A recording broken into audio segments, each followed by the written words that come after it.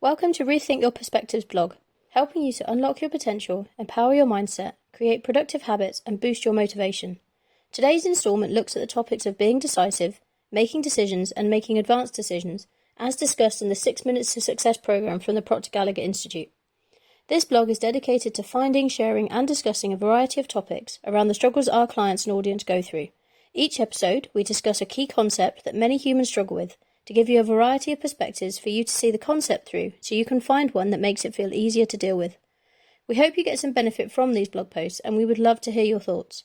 Don't hesitate to like, share, and comment at the links at the bottom of the post. Snippets from 6 Minutes to Success. Being decisive. On the blog at the moment, I'm doing a sequence of content taken directly from the Proctor Gallagher Institute's 6 Minutes to Success program. Today's post concerns the topics of being decisive, making decisions, and making advanced decisions. Effective decision-making is something that very few of us are taught how to do, and that needs to be addressed. If we cannot make effective decisions, then we lose a lot of control over our daily lives. These next 3 lessons will help you to understand why being decisive and making decisions quickly is vital to your success, and how making decisions in advance can save you a lot of time and energy during your day-to-day life. Enjoy! Check out the link on the blog post on the website to find out more about the 6 Minutes to Success program. But first up is 6 Minutes to Success number 27, Decision. And you can see a short reel on this topic on the blog post. So Bob says, "Hello and welcome back. This is Bob Proctor, and I've got a big one for you today. It's on decision. A single mental move you can make that will carry you to great heights. You know, this book, Think and Grow Rich by Napoleon Hill, is the first book I ever read, and I've never stopped reading it. It's not that I'm such a slow reader, there's just so much in the book, and I like to ask myself, am I doing that when I read it? And if I'm not doing it, I just keep reading it. Well, I'm not doing everything in this book." Listen to what he said. He devoted an entire chapter to decision making. So Napoleon Hill said, "Accurate analysis of over 25,000 men and women who had experienced failure disclosed the fact that lack of decision was near the head of the 30 major causes of failure. This isn't a statement of theory, it's a fact." Now, he said, analysis of several hundred people who had accumulated fortunes well beyond the $1 million mark, and this is back in 1930, disclosed the fact that every one of them had the habit of reaching decisions promptly, in changing those decisions slowly, if and when they changed them at all. He said, "People who fail to accumulate money, without exception, have the habit of reaching decisions, if at all, very slowly and changing those decisions quickly and often." I'm going to take you right near the end of the chapter and read a part to you. He said, "Those who reach decisions promptly and definitely know what they want, and they generally get it. The leaders in every walk of life decide quickly and firmly. That's the major reason why they're leaders. The world has a habit of making room for the man or woman whose words and actions show they know where they're going. Indecision is a habit which usually begins in youth. The habit takes on permanency as the youth goes through grade school, high school, and eventually through college without any definiteness of purpose. The major weakness of all educational systems is that they neither teach nor encourage the habit of decision. So make decisions. Now, if you were to talk to anyone that knows me, they'll know that I make decisions on the spot about big things. I make the decision to do things before we're anywhere near ready to do them. I always figure if you start before you're ready, you'll pull everything together. And it's a habit I've got. You want to know something? The people around me have got into the habit of doing the same thing. Follow the quiet voice within that's telling you which way to go. Quit asking other people, what do you think I should do? What do you think I should do? First of all, they probably don't think. If the average person said what they were thinking, they would be speechless. They just keep making noise. Listen to their conversation. It's going to become obvious that they are not thinking, because they would never do what they are doing. Watch their behaviour.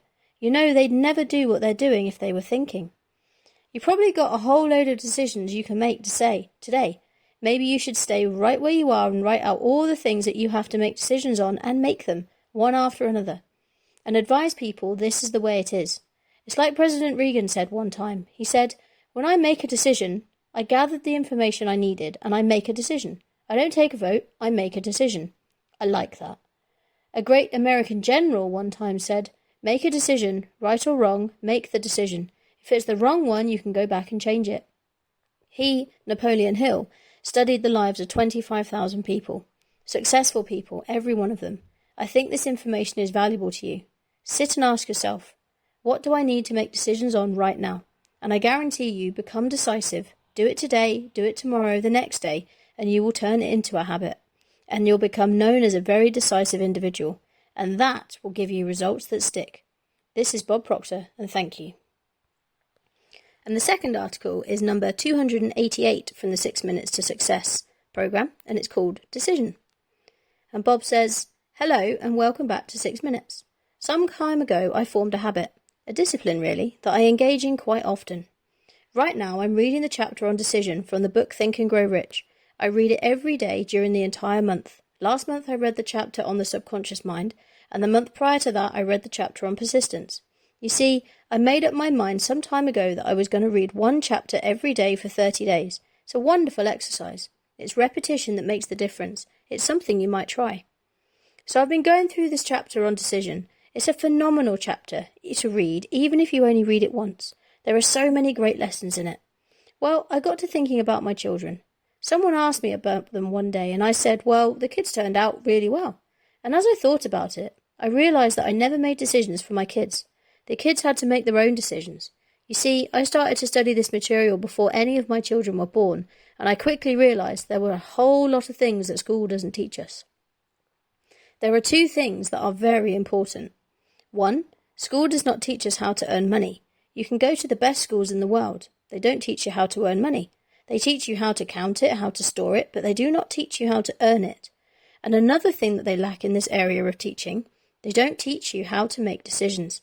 That's why you find so many people running around saying, what do you think I should do? Now that isn't an easy task, but I'm going to tell you something. If you want your kids to grow and you want them to follow their own path, you must let them make their own decisions. My kids came to me when they were small, same as yours. Dad, what do you think I should do? And I'd say, well, what do you think? I can remember my daughter Colleen saying, now don't do that. And I'd say, do what? I always made them make their own decisions. You see, I believe, even as little kids, our children are intelligent beings and they know what they should do.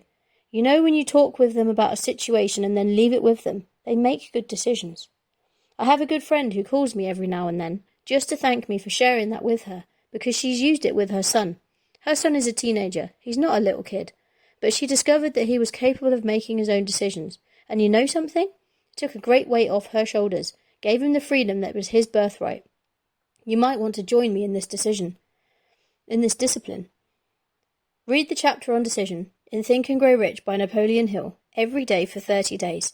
Think about it for 4 to 5 minutes. I'm going to tell you it's an excellent exercise. Decision takes you right to the top. People that don't make decisions don't seem to go anywhere. This is Bob Proctor, and thank you. And the last section that I want to share from 6 Minutes to Success is number 89, and it's on advanced decision making. And again, if you check out the written blog on my website, there is a reel that shows this topic as well. But Bob says, hey there, this is a big one. At least it was for me, and I think it might be for you. I want to talk to you today about advanced decision making. This is when you make a decision now, and when the situation comes up later, you know you've already made the decision, so you don't need to think about it again.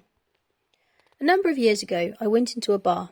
It was a smoky, seedy sort of bar. I ordered a drink, but as I started to pick it up, I looked around and thought, you know, there are a bunch of losers in here. Then I thought, my goodness, I'm always here. I must be a loser too. I immediately set the glass back down without drinking any, and I made the decision that I would never drink alcohol again. Now that was a long time ago, and I never have.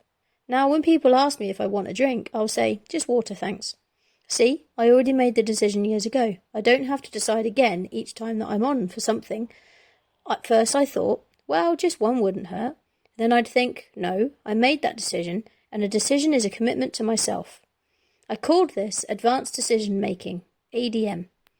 When you make an advanced decision, and the time comes when you're tested, you don't have to wonder whether you're going to eat it, drink it, or do it. That decision has already been made. ADM is the most phenomenal concept. Write those initials down. ADM. You might want to write them in ink on your hand and not wash for the rest of the day. You want to put them on good and thick so it stays there for a while. Nobody will see it but you, and you're the one who needs to remember it. I want you to take the next 4 or 5 minutes and think of the things you do that you really don't like doing. You do them, you don't like doing them, gives you results you don't want to get, but you do them anyway. Make a decision about it once and for all. Then when the time comes up again, ADM, just like that. ADM. Thanks? No. So I hope you found this helpful.